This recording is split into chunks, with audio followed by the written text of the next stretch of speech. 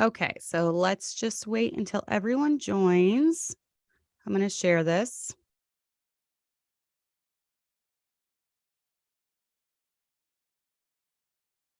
in the group.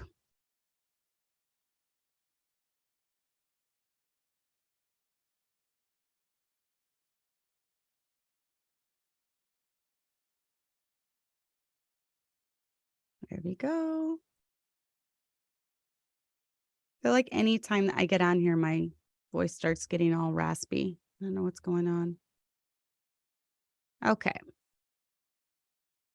me get it where I can see the live stream. Hello, Celine. Good afternoon. Okay, we'll kind of wait for a few people to join here before I get into the topic. I'm just kind of winging it today. Once a month, our ladies have a Bible study at our church, and I kind of segue off of whatever we talk about for the following Monday. So I didn't really announce what we were doing. I thought I would just do a little hodgepodge of things today. But we talked about Saturday night, just vanity, and how as women, we can kind of get caught up in vain things if we're not careful. And so I kind of just wanted to touch on that. Um, I'm not trying to teach Bible, especially to men. Hello, Alyssa. I'm not behind a pulpit. So if you are a man, just don't listen.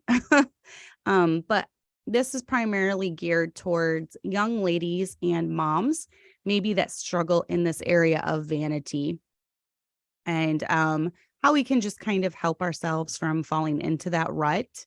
And so I kind of went that way. Hi, Rita. I kind of went the way of just, guarding our heart, protecting our heart, and just we kind of went over kind of some of the vain things in the world that you can get caught up into. And I actually have a tiny bit of an outline. This might not be as long as one of my normal ones.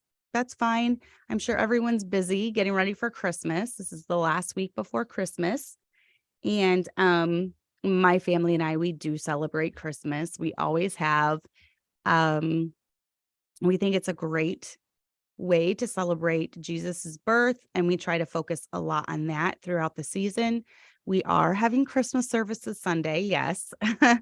I saw a meme the other day and I completely agree. And I shared it that said, canceling services on Christmas Day is like not wanting to spend your anniversary with your wife. And to me, that's totally accurate. I think that it's great that Christmas fell on a Sunday this year because, as Christians, as believers, the main reason for celebrating Christmas is just celebrating the birth of Christ, him coming to earth to save us from our sins. And what better way than to be in church celebrating that? So I think it's great that Christmas fell on Sunday this year. And, there hasn't been one word of complaint from my kids. There hasn't been, it's known in the McMurtry house, we're at church on Sunday. It doesn't matter if a holiday falls on that. So we will be in church on Sunday, same schedule. For the most part, we're still having 3, like Sunday school, then Sunday morning, then lunch, then our evening service. It's just moved earlier. So our evening service will be at 1 instead of the normal 5:00 because we're canceling all of our like choir practices, music practices, things like that. So we will still have our normal Monday morning service, evening service, just at the evening service will be moved sooner. So I think it's exciting. I think I am done for the most part with shopping. I just have a few things for parents and in-laws, different things like that. I need to address Christmas cards today to all my piano students and get those sent out. And hopefully by tomorrow, so they should get them in time for Christmas. But I think that's about the last minute things I have. As far as the church, we're pretty much done with the exception of our Christmas Eve. We are doing a Christmas Eve service as well. Usually candlelight service on Christmas Eve. We have some special music planned for that service. And we also have some special music planned for Christmas Day service. So it should be 2 very nice services, but that's what we're doing this weekend. And then I don't know if we're going to actually do the presents and all of that when we get home from church on Sunday, or if the kids are going to want to do it Saturday morning. I'm not really sure what we're going to do, but that is negotiable. So tell me, hi, Beth, tell me about some of your Christmas traditions that you do. One of the things that we do is on Christmas, we get Christmas Eve pajamas every year. and they change into them. And then Christmas Day, we have, when they wake up, I always have cinnamon rolls setting out in the fridge overnight. And then we do they get up early before us usually and do their stockings, which are stuffed of candy and just some, fun odds and ends. And then they impatiently wait. Usually that kind of ties them over. And then when we finally get up, my husband reads the Christmas story, and then they just kind of tear into the gifts. We eat cinnamon rolls and have hot chocolate and coffee, whatever. And then we just kind of spend the rest of the day while they, play with what they got. So it's usually a very laid back day. It's one of the only days of the year that my husband actually doesn't go anywhere. And that's going to be different this year because of how Christmas falls. So he's probably happy about that. I've often said that my husband has attention deficit disorder, that he can't just stay home for one day. He has to go someplace. And McMurtry girls will completely understand that because my father-in-law is the same exact way. But yeah, he has a hard time staying home. One he has to go somewhere like all the time. He barely ever takes a day off. So he's always going. So it's going to be a little different this year because of the day that Christmas falls on, but I'm looking forward to it. It's one of my favorite seasons of the year, and I hope you all are enjoying it.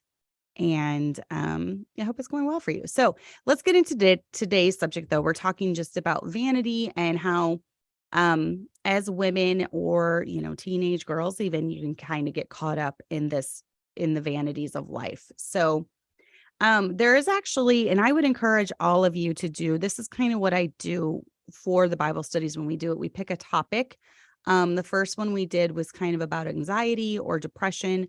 And then I look up keywords relating to that. And you would be shocked at how many verses will pop up just by using keywords. And it's a really fun way to do kind of a Bible study and delve into maybe verses that you hadn't really thought about before. So that is I really enjoy doing that in my own personal studies. And so this month's was vain or vanity. And I was really shocked at how much was in the Bible regarding this subject. And you are kind of shocked, like when you find out just how much it is. In fact, I'm going to go to my mail. I'm going to go to my mail because, and I'm going to follow, or actually I'm going to look it up, because the Webster's 1828 dictionary is one of the ones I love to use because it has Bible verses with it. So it's a very good companion for any word search that you're doing in the Bible. I use the Webster's 1828 dictionary. And it's really neat because when you Google it online, they have links to verses that pop up. So it's really nice. And I don't know, it says the King's Bible. I don't know if the King's Bible is the King James Bible. I should probably cross-reference with it. Let me see. So Psalms 39:6 is the first verse that, or one of the first verses that comes up. Let me look that up real quick. Psalms 39:6 KJV. And we'll look that up. And it says, surely every man walketh in a vain show. Surely they are disquieted in vain. He heapeth up riches and knoweth not who shall gather them. So that looks like it's the King James Version. Okay. So hopefully when I'm reading these, it says the King's Bible, which I just compared that to the 1611 King James Version. And it was, I do believe, I only use the King James Version. I don't understand this mentality where the King James is not easy to figure out. Maybe it's because I've grown up with it, but I don't know if we're just getting more and more illiterate as the days go by. But I've always understood the King James Bible. And I think that they have, I think it's the inspired, perfect, preserved word of God. So I've always used it. And even just if I hear, like in a movie or something, I hear another version, it just seems off to me. I don't like the way it even sounds or flows. The King James is just beautiful to me. Oh, it says right here, the King's Bible, King James Bible. So I guess it is. But the meaning of the word vain as an adjective is empty, worthless, having no substance, value, or importance. And the Bible has a lot to say about this word vain. It's a lot in the Bible, vanity. 1 Peter 1:18 says, for as much as ye know that ye were not redeemed with corruptible things as silver and gold from your vain conversation received by tradition from your fathers. And then it goes on talking about the incorruptible things. So I like how it compares things here with your vain conversation and traditional. And I would think of that a lot as being maybe just worthless things that you're trusting in to get you to heaven. So he's saying that you're redeemed with incorruptible things. So, and we know that it's not by works, which gets us to heaven. Okay. Yeah. Thanks, Sarah. They do. It says it right on it, which I didn't even see. It's an ad. The King's Bible is a King James Bible, the treasury of scripture knowledge. It's like a study reference Bible or something. That's what the 1828 dictionary online uses. So, but, and then Psalms 39:6, I already read that. Every man walketh in a vain show. And then Psalms 2:1 says, why do the heathen rage and the people imagine a vain thing? So keeping this adjective meaning in our mind, empty, worthless, or having no substance, value, or importance. Number 2 meaning is fruitless or ineffectual. All attempts or all efforts were in vain. And that reminds me of just our human efforts of working our way to heaven. They are in vain because it's not by works, which we do, but it's only by Jesus's imputed righteousness that we get to heaven and believing on him. Vain is the force of man. Number 3 meaning is proud of petty things or of trifling attainments, elated with a high opinion of one's own accomplishments or with things more showy than valuable or conceited. And it gives a meaning here. And this is, of course, Webster's example, which I like a lot of them because they're very old school. The minstrels played on every side, vain of their art. So they were vain of their accomplishments. And musicians can definitely get that way. It takes a lot of hard work to be a musician, and it takes a lot of hours of practice, and it takes a lot of dedication. And I think as a musician, you have to be very careful not to get a big head because, any talent that we have was given to us by God. And obviously it does take work, but we have the ability to play because God gives us the breath to play, because God gives us our, hands and whatever, our mouth and our air. And it's only because of him that we're able to do these things. So we should never get a big head when it comes to different things like that. Definitely work hard towards things, but don't let that ever go to your head, because I've always thought of it this way, especially when it comes to piano, because there's so many pianists. There are thousands and thousands and thousands of pianists better than me, and I will never be the best. Even if I dedicated like every waking hour of my life to that goal, there would still always be someone better than to me. So for me, that would be a very vain thing to do, because I would be neglecting all of my other duties that I need to do. And the only reason that I could see myself wanting to do that would be just to brag about it, or to, I am the best pianist in the world, to just kind of be haughty about it. So that would be a vain thing. Now, where I do believe in practicing hard for anything that you do in church as a way to bring glory to the Lord, whatever your hand finds to do, whatever that verse is, basically do it with all your might or do it heartily. I do believe in working hard and doing things that you can bring glory to God, but I don't believe in just dedicating your life to vain things. And oftentimes when it comes to sports or even music, anything outside the realm of what God created you for, that you're dedicating yourself to, can become a vain thing or an idol even. So the number 4 meaning is empty, unreal, as a vain chimers. I don't know what that means exactly. Number 5, showy, ostentatious. And then number 6, light, inconstant, or worthless. And then Proverbs 12:11 says, he that tilleth his land shall be satisfied with bread, but he that followeth vain persons is void of understanding. And remember, vain persons would be anyone that fits these descriptions or, has no substance, value, or importance. When I think of vain people, I think of a lot of the Hollywood stars, the Kardashians, for one. I have no idea or understand why they have their own TV show. I have no understanding of why anyone would follow that mess of a family. I mean, their dad decided he wasn't even a man and is switched to being a woman or something. I don't know much about him because I've never once watched any of their stuff.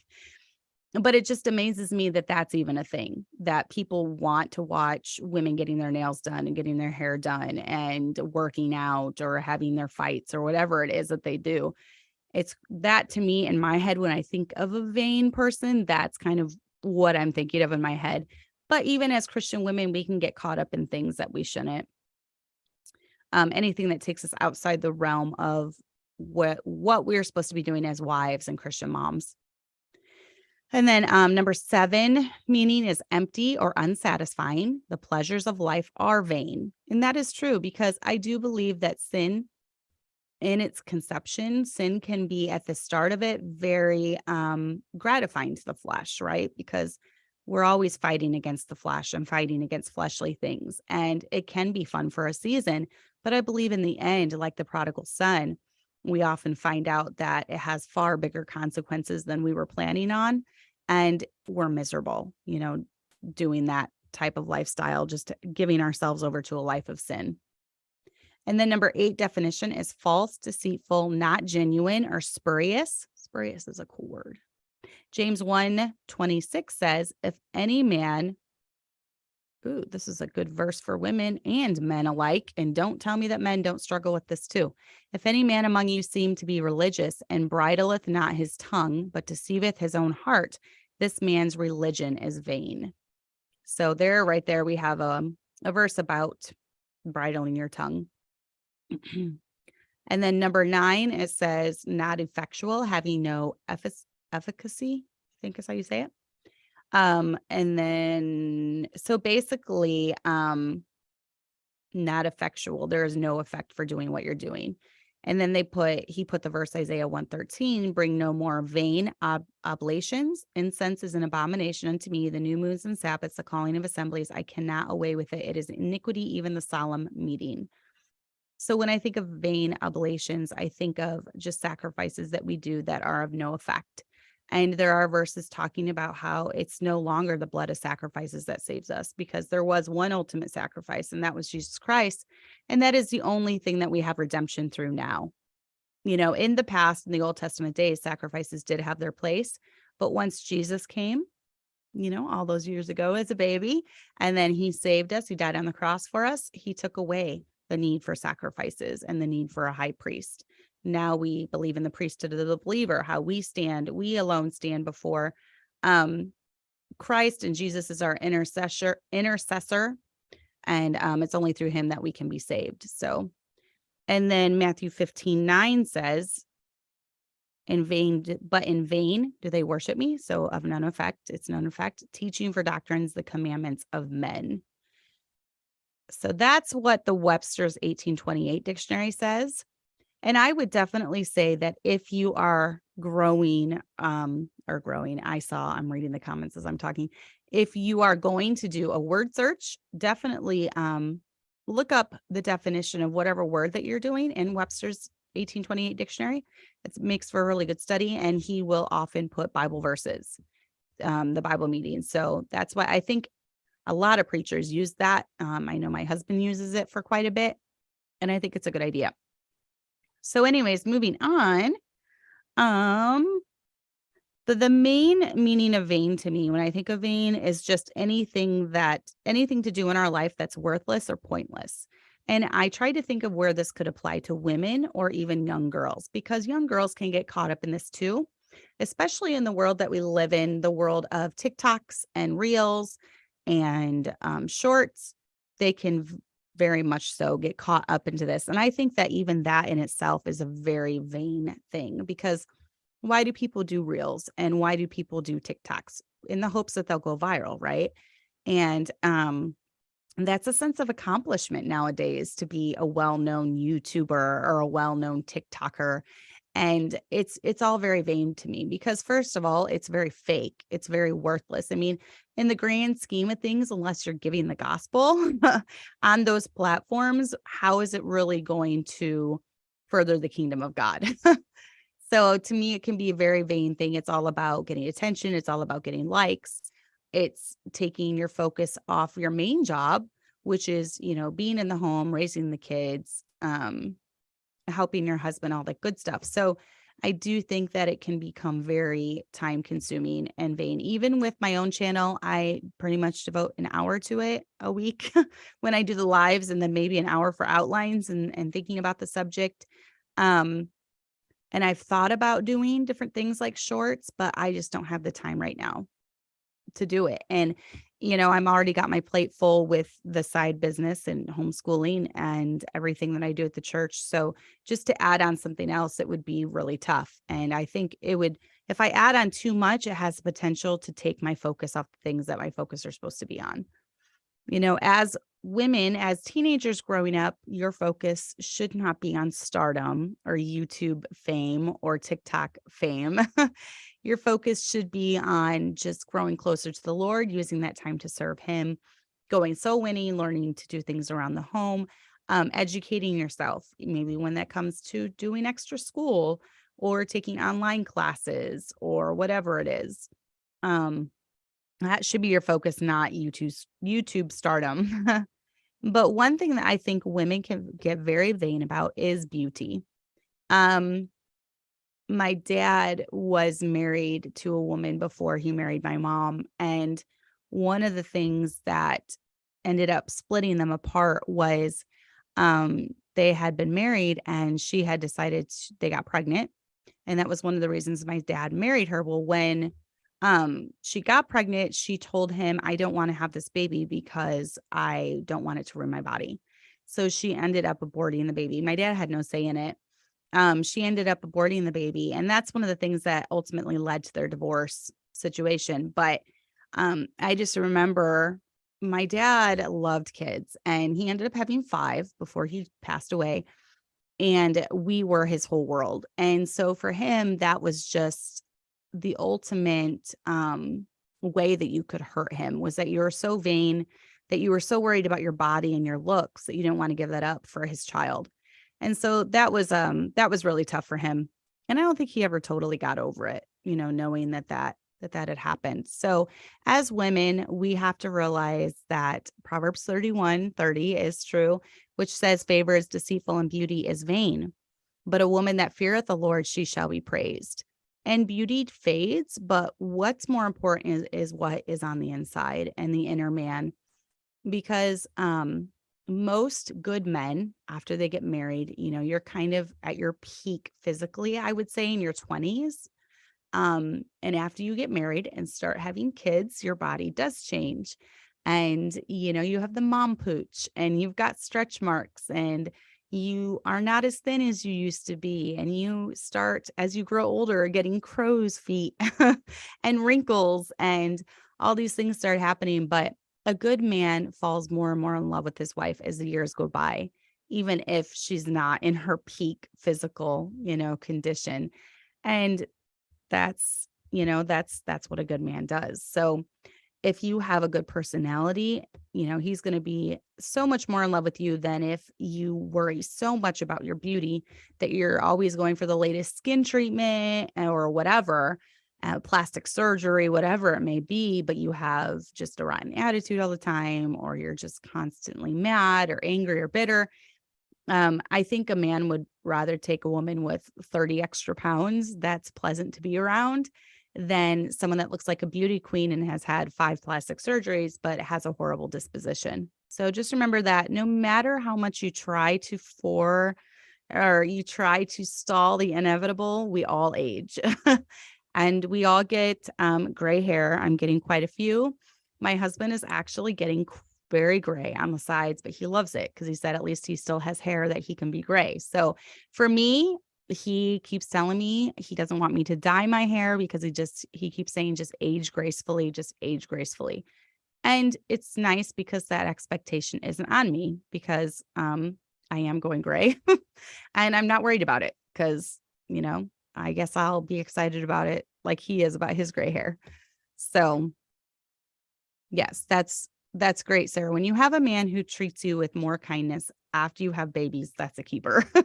I mean, you're kind of stuck with the keeper after you choose that man, but that's awesome when you have someone that falls more and more in love with you as the years go by, and falls more and more in love with you with each child that you have, and falls more and more in love with you when he sees all that you're giving towards your family. So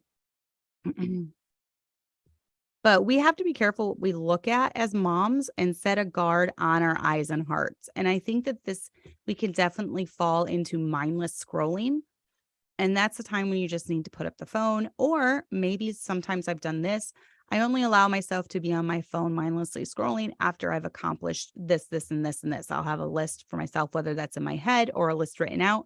I'm going to do this, this, and this, and then I can have a coffee and sit on my phone for a half hour.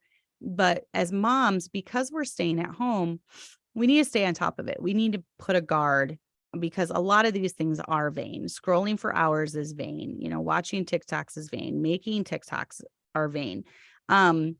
Is it mean that you can never do it? No, I definitely think there's a lot of helpful things out there. There's mom hacks that I've found from watching reels or watching TikToks. So I definitely think you can pick up tips and mom hacks and things like that. But you just have to be careful that it doesn't get into the way of normal life, normal day-to-day life. So are we looking? So I'm sorry. So we have to be careful what we look at as moms and set our guard on our eyes and hearts. Psalms 119:37 says, "Turn away mine eyes from beholding vanity, and quicken thou me in thy way." So turn away my eyes from beholding vanity.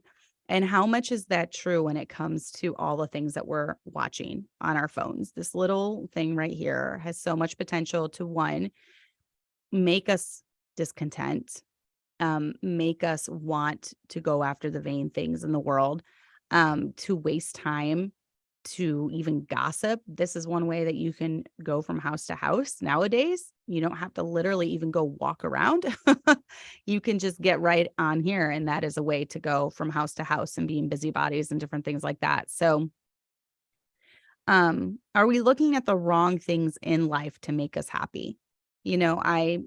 Especially for younger women, I feel like this is a very big pull, maybe when they're being pressured to go to college and become a career woman. And, they start feeling like, what am I doing in life? What if I get married and have kids? That's just empty and meaningless, where the opposite is true. Climbing the corporate ladder is not something that God outlined in the Bible for women. He gave a very clear outline of what a good Christian woman should be doing. And it's a very fulfilling life. You just have to be careful from falling into this consumer mindset or a career mindset that the world is pushing. And especially around Christmas, it's so commercialized, and they're pushing just things. You need this and you need that and you need this. I feel like every year that we do Christmas, I tend to get a little more simple, because I used to just stress myself out just trying to make everything perfect and have an exorbitant amount of gifts for the kids. And I've just learned as I've gotten older, that's just not possible, especially in the more kids that you have. So it's the simple things. It's the little things that we do now. It's just watching a Christmas movie and eating popcorn and drinking hot chocolate. And it's, playing games. It's starting a fire. It's baking cookies. It's just the little things that really matter. Ecclesiastes 5:10 says, "He that loveth silver shall not be satisfied with silver, nor he that loveth abundance with increase. This is also vanity." So chasing riches can be very vain. I think when you choose to be a stay-at-home mom and raise a bunch of kids, you don't really fall into the money trap that often. I almost feel like this is more something that men can fall into. Maybe women that watch my channel, not so much. But, there definitely can still be that allure, such as maybe I need a side job, and the side job just sucks so much out of you that you're not there. You're not present for your real job, which is taking care of the kids, taking care of the house and things like that. So it is nice to have a little bit of extra money, but if there ever comes a time where it's interfering with your regular life, maybe you need to take a step back and say, why am I doing this? Am I doing this just to have the finer things in life? Am I doing this because, we really do need it for groceries or pay the electric bill, whatever? Obviously, there's different reasons for doing different things. Or am I just doing this out of vanity? Hebrews 13:5 says, let your conversation be without covetousness, and be content with such things as ye have. For he hath said, I will never leave thee nor forsake thee. So all through the Bible, we see the theme of just contentment too, and just being content with what you have and what the Lord's given you, and different things like that. So we live in a vain world, so we have to be vigilant. Even in Solomon's time, they were vain. And Sarah and I were talking about this, just how, to me, it's almost like it's almost depressing reading some of Solomon's words in Ecclesiastes, where he talks about everything being vanity. Because here's a man who was the wisest man alive, and he had a harem of women. And it's almost like he devoted so much of his time chasing after women that in the end, he's just like, everything's vanity. And it just seems kind of like a defeatist attitude, just to say that everything is vanity. But as Christians, we know that there are things, especially when it comes to things in the New Testament, where it talks about the things that are everlasting. And we know that souls are everlasting. So anytime that we do work such as soul winning or leading someone to Christ, that's going to be something that lasts for an eternity. And that's not vain. But obviously, that's not something we can see with, our physical eyes. That's going to be something that we take on faith. So and then Galatians chapter 5, it's pretty long, this thing, but it kind of goes over what is vain and what's not vain. And remember, vain just means empty or worthless or having no value.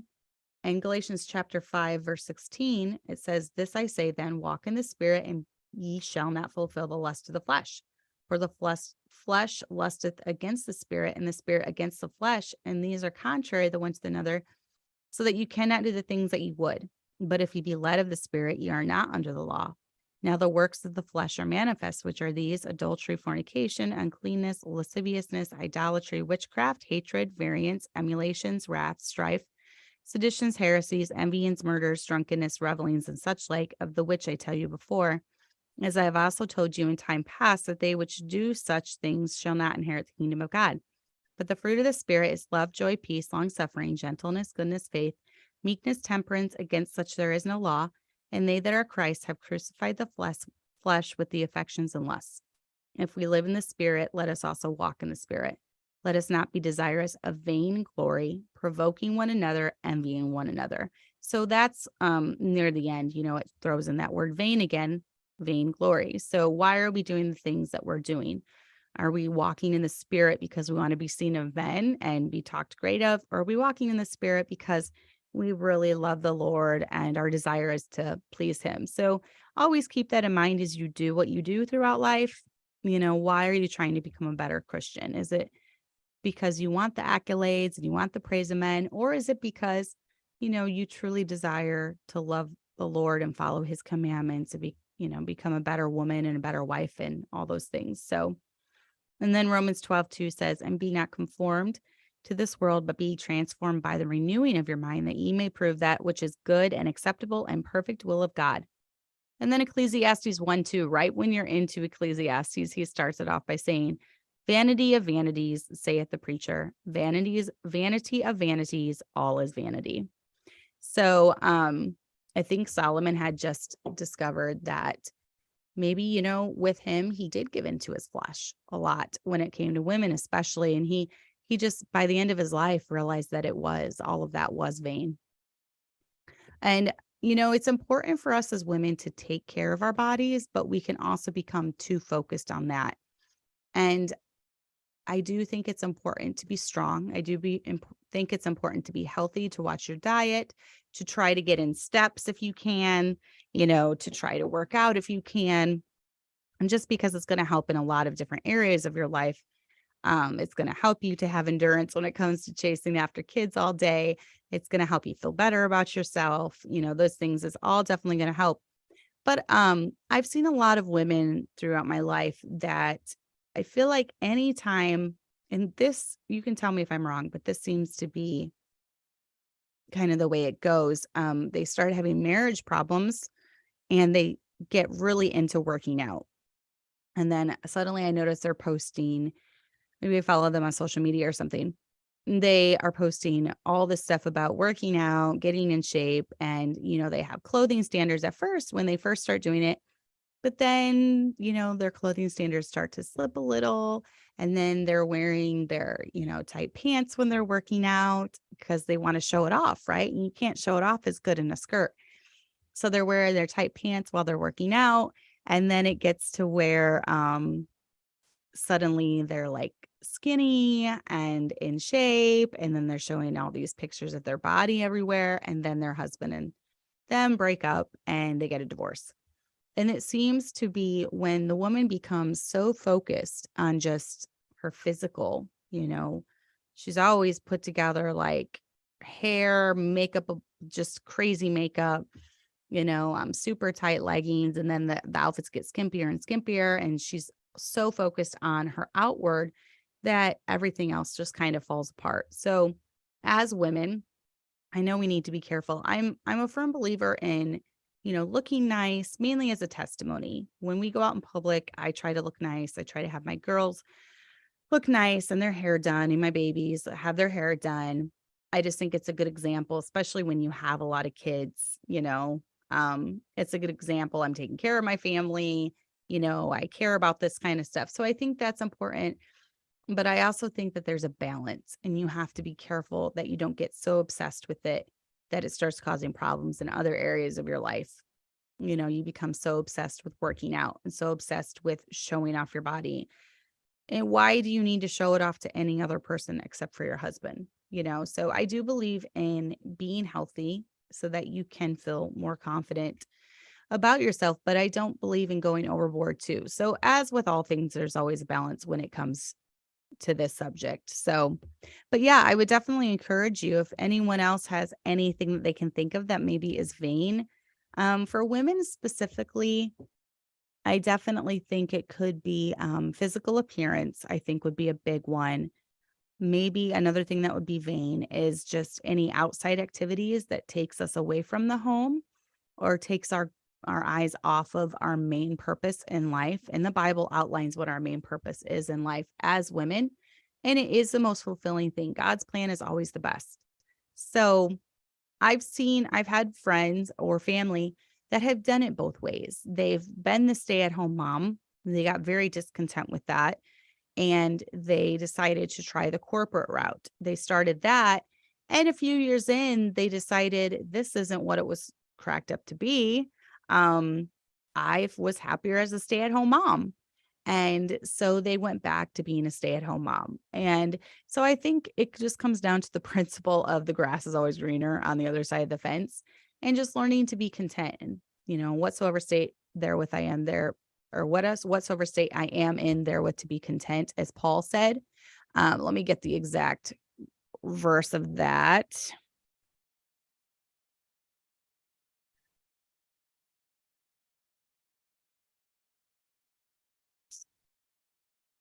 Not that I speak in respect of want, for I have learned in whatsoever state I am therewith to be content. So Paul definitely learned that lesson, that our happiness is not dependent on circumstances. Our happiness is dependent on um, our us deciding that we're going to be happy no matter what it throws at, no matter what life throws at us, no matter what comes our way. We choose to be happy. We choose to be content. No one else can choose that for us. And I think this is a good reminder, especially now during this season where it's Christmas and you're seeing all these commercials of everything that you need and everything that you want. And anymore, I mean, for me as a mom, the best Christmas present in the world for me would just be to have an entire day where everyone got along great and no one fought and there was no fits that I had to deal with. That would be like a dream day, right? So the older I get, the more vain just materialistic things tend to be. And, women can get vain about their homes. They can get vain about materialistic things, their furniture, even the cleanliness of your home. You can start just being a tyrant about your house being super clean. And, if it's messy at all, it puts you in a horrible mood and it just destroys the whole day for you. And no one wants to be around a raving lunatic that's upset that her house is a mess. So just, learn that even if you clean the house where it's white glove inspected and it's perfect, if you live in a home with a lot of little kids, by the next day, it's going to be dirty again. So those are the things that do not last, things like that. And you just have to be really careful to make sure that you're not wrapped up in that. I don't know. Can you guys think of any more things in life that might be vain that, for women we struggle with? I would say we need to be very careful when it comes to social media. Reels, watching them, mindlessly scrolling, different things like that. I would say that we need to be very careful when it comes to materialistic things. Women tend to get caught up in that, I think, more than men for the most part, especially when it comes to their home, wanting to stay with the latest trends, wanting to decorate their home in the latest ways of that. For me, I've never really had the extra money to do that, so that's not much of a temptation. I think for me, the biggest thing that I struggle with could be time management. If I don't set goals and guidelines for myself, I have, I can get caught up in just spending too much time on my phone or the computer or whatever.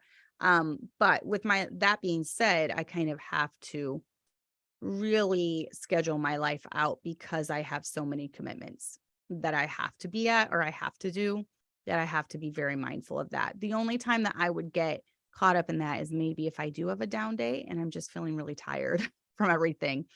I still have to be careful. I have to be careful to just get my goals for that day accomplished, whether that's switching laundry or cleaning my room or, whatever it is. So hey Jess, and then I'm almost done. So sorry.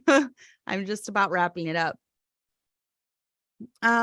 Sarah said perfectionism is vain along the same lines as keeping the house perfect, but the image of perfection. Yes, it is. And I would say that even this can go hand in hand with trying to put on a perfect face, even for social media or, TikToks or reels or whatever, not showing just the nitty gritty of living in a house with all these kids, just pretending like everything's perfect when it's not. No one has a perfect life. Everyone's kids squabble.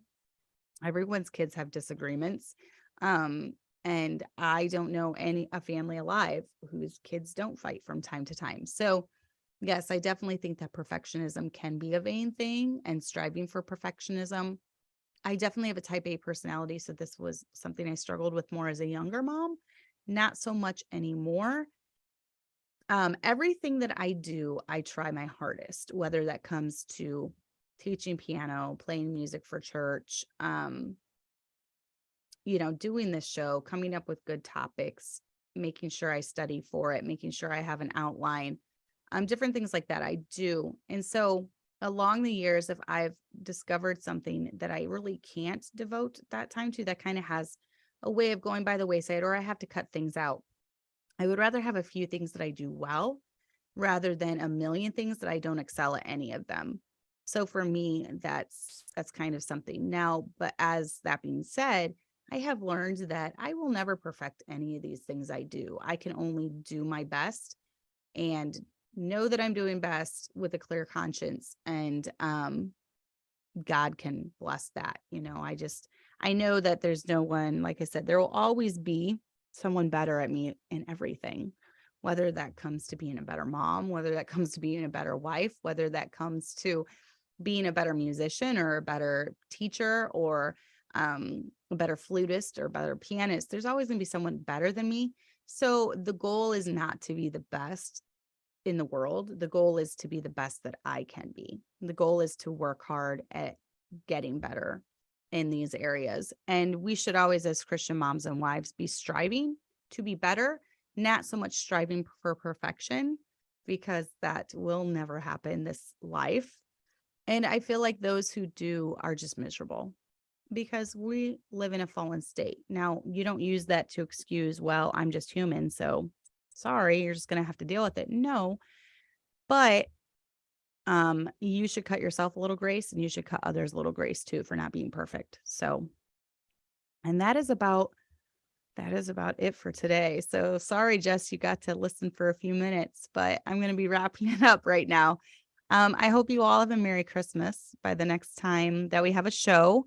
Actually, I don't know if we'll have a show next week because that's the day I'm doing Christmas at my mom's next Monday, the 26th. So we will probably take off next week.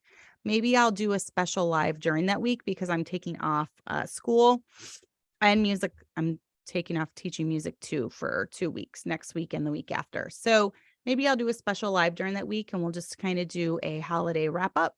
Maybe something along the lines of goals for next year, goals I have for this channel, goals that I have for my personal life, goals that I have for my physical life. Now that we just talked about being vain, right? But I do believe in taking care of yourself and being healthy. So maybe we can talk about goals the next time that we have one. It probably won't be next Monday, maybe next week sometime. We'll see what happens. I might be too busy eating Trim Healthy Mama Christmas cookies and watching lame Hallmark movies. I don't know.